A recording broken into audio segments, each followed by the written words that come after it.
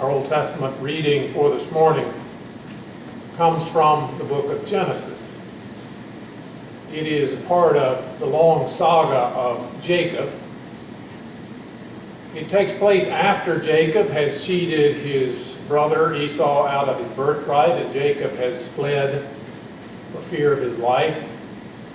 Now, many years later, 2 wives and 11 children to be exact, and a 12th on the way later, Jacob returns home, not fully knowing what he will find there. He has sent out an advance party of his crew with some presents for Esau to try and soften him up before he gets there. And it is almost time for him to encounter Esau when the events of the reading take place.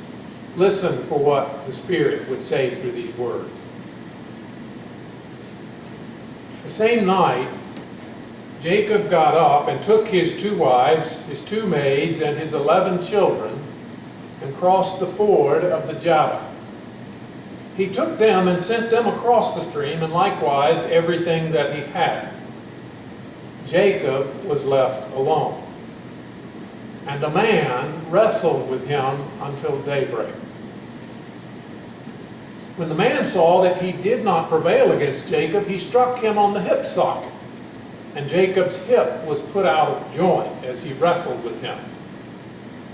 Then he said, "Let me go, for the day is breaking." But Jacob said, "I will not let you go unless you bless me." So he said to him, "What is your name?" And he said, "Jacob." Then the man said, "You shall no longer be called Jacob, but Israel, for you have striven with God and with humans and have prevailed." Then Jacob asked him, "Please tell me your name." But he said, "Why is it that you ask my name?" And there he blessed him. So Jacob called the place Peniel, saying, "For I have seen God face to face, and yet my life is preserved."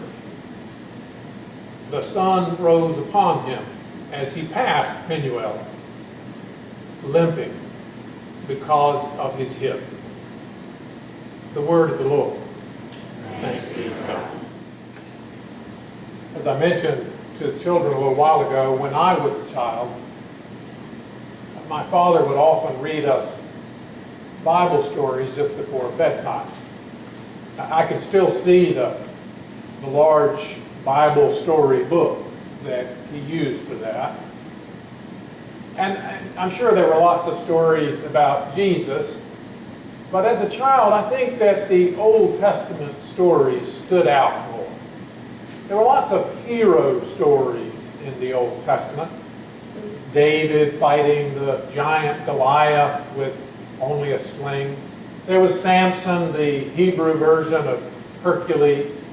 And then, of course, there were all those stories associated with Abraham and Sarah and their descendants, their kin, Isaac, Esau, Jacob, and Jacob's sons, including, of course, Joseph. These characters in the Bible stories never really seemed much like real people to me. I don't know, perhaps that was because they were so historically and culturally removed from me, or perhaps it was simply because the Bible stories themselves had a certain comic book quality to them. These were larger-than-life action heroes that didn't look anything like me or my friends or my family. But whatever the reasons, I was well into my adulthood before it dawned on me what a messed up, dysfunctional group this clan of Abraham and Sarah was. It starts with the half-brothers Ishmael and Isaac, and it only gets worse from there. Rebekah and Isaac have twin boys, Jacob and Esau. Esau is born first by a few seconds, and the sibling rivalry is off and running. Jacob comes out right after, holding on to Esau's heel. Their struggle already begun. Now, not that the parents are much help in tamping this down. Daddy likes Esau, but Mama likes Jacob. Esau is an outdoorsy type, a hunter and fisher. He is a man of action, the firstborn, a manly man. And his father, Isaac, intends to pass on family business to him. Jacob, by contrast, is a mama's boy. He likes to hang out at the tent. And he's also sneaky and manipulative, a scoundrel and a cheat. And he takes advantage of Esau's tendency to act first and to think later. And his mother is all too happy to assist him in this. Now, Jacob and Esau are born late in Isaac's life. He's quite old, and by the time the boys are full grown, Isaac is getting feeble and has gone blind.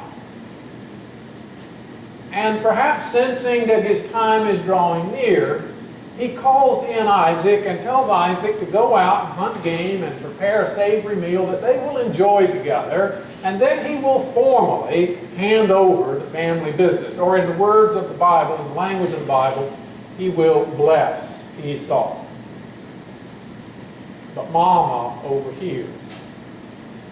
And she runs to Jacob, and they quickly, quite literally, cook up a scheme to deceive the feeble old father. Mama prepares a savory meal, and she helps Jacob to disguise himself as Esau. To get some of Esau's clothing for him to wear, and Mama fashions arm hair wigs out of goat skins so that the smooth-skinned Jacob can appear to be his hairy-armed brother. Now, I know this is a crazy story, but that's right what it says in the Bible. And so Jacob goes to his father pretending to be Esau. Isaac recognizes Jacob's voice, but the smell of Esau's clothes, the arm hair wigs, and I don't know, maybe a little dementia, are enough to fool the old man. And so he blesses Jacob just in time for Esau to return and discover that he has been robbed of his blessing. Now why it is that this contract signed under false pretenses can't be undone is not entirely clear to me, but apparently the blessing given cannot be taken back. It is Jacob's. And Esau, its rightful owner, is left out, cheated out of his inheritance by his own brother. It's no wonder that Esau begins to think about possibly killing his brother. And so Jacob flees for his life. He goes back to Mama's homeland and lives with her family, and by the time he gets enough nerve to come back, he has 2 wives, 11 sons, and 12 on the way. He's still a trickster and a con man. And he will repeat the mistakes of his parents. He will favor one of his children over the others, and that child, Joseph, will turn into a spoiled brat whose own brothers will try to kill him. But that's another story. In our story today, Jacob returns to his homeland, to his birthplace, not knowing whether Esau still wants to kill him or not. Now, I've seen my share of dysfunctional families in my day, but I don't think I've ever seen one quite so thoroughly messed up as this one. And that might not matter much, except that for some inexplicable reason, God has hitched the hopes of blessing and restoration for all of humanity to this dysfunctional family. What was God thinking? I don't know if you've noticed, but church congregations can be dysfunctional families themselves. There are always a few manipulative folks that try to get their way by complaining or threatening to leave. There are people who rarely lift a finger to help with anything, but yet think that they deserve more attention from the church. There are parking lot meetings to run around the official meeting. There are gossips. There is complaining from anonymous people where lots of folks, without names, are unhappy or upset. And yet, for some inexplicable reason, God has hitched the hopes for humanity's blessing and restoration to this dysfunctional family. What was God thinking? Now, for much of Jacob's dysfunctional story, God has seemed rather uninvolved. But as Jacob returns to his birthplace, God makes an unexpected and uninvited appearance. A man wrestled with Jacob until daybreak. I wonder if Jacob at first thought it was Esau. It's a rather strange story. No reason is given for this attack. It's a story with very different religious sensibilities than most of ours, depicting the encounter with God in earthy, dramatic fashion. This is not about belief. This is about blessing and struggle. And Jacob seeks to deal with God as he does with everything else by grabbing for all he can get. But here things do not turn out quite as he planned. God does not best him, and he gets his blessing. But in the process, he is renamed, and he goes away limping. God's blessing is still hitched to Jacob, now Israel, and his dysfunctional family. But Jacob and those who come after him will be changed and marked by this blessing and bound in an ongoing struggle with God. Now, I have mentioned in here before about the Mammoth 3-year-long study, the National Study of Youth and Religion, that looked at the beliefs and faith practices of American teenagers in the 21st century. This study looked at a huge swath of religious traditions. And it turns out from this study that young people in America do not dislike religion or the church. They mostly have a positive view of religion and even church. However, their religious notions are so benign and inconsequential that they have virtually nothing to do with the day-to-day lives of these young people. And the study named their faith Moralistic Therapeutic DS. And its hallmarks are a general belief that God created the world, that God would like people to be nice and fair, that the chief goal of life is to be happy and feel good about oneself,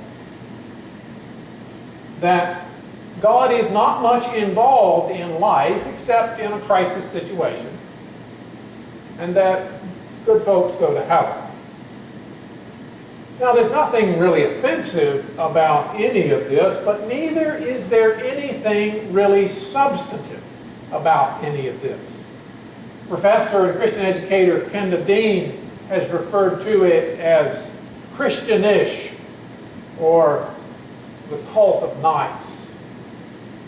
And it bears little resemblance to the traditional faith that the church has proclaimed over the years. But it is not, according to the study, a problem caused by young people misunderstanding the faith or misinterpreting or perverting it.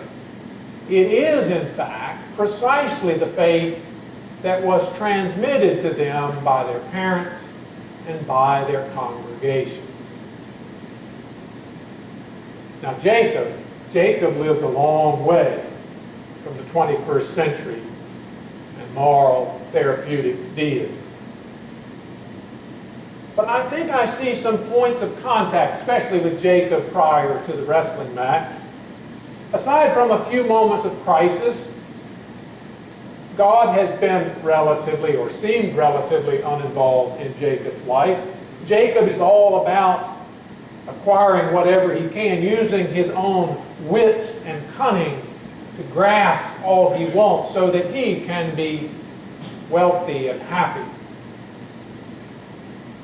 But then God, for all practical purposes, assaults Jacob. Strangely, the encounter ends in a kind of a draw. God blesses Jacob, but he is permanently changed and marred. Jacob now has a new identity and a limp. And now here we are,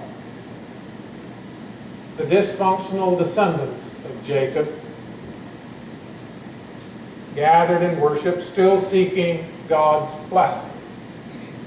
And one of our current dysfunctions is the notion of a benign domestic God who is not much involved in day-to-day life, who simply wants to help us have a little bit of a spiritual pick-me-up, a spiritual lift. We can scarcely imagine a God who assaults us, who grapples with us in a strange encounter that does not defeat us, yet changes us, transforms and marks us, sends us out with new identities, carrying God's blessing with us, limping as we go. The very idea seems preposterous until the wrestling starts. All praise and glory to the God who comes to Jacob, wild and restless, who comes to us still. Thanks be to God.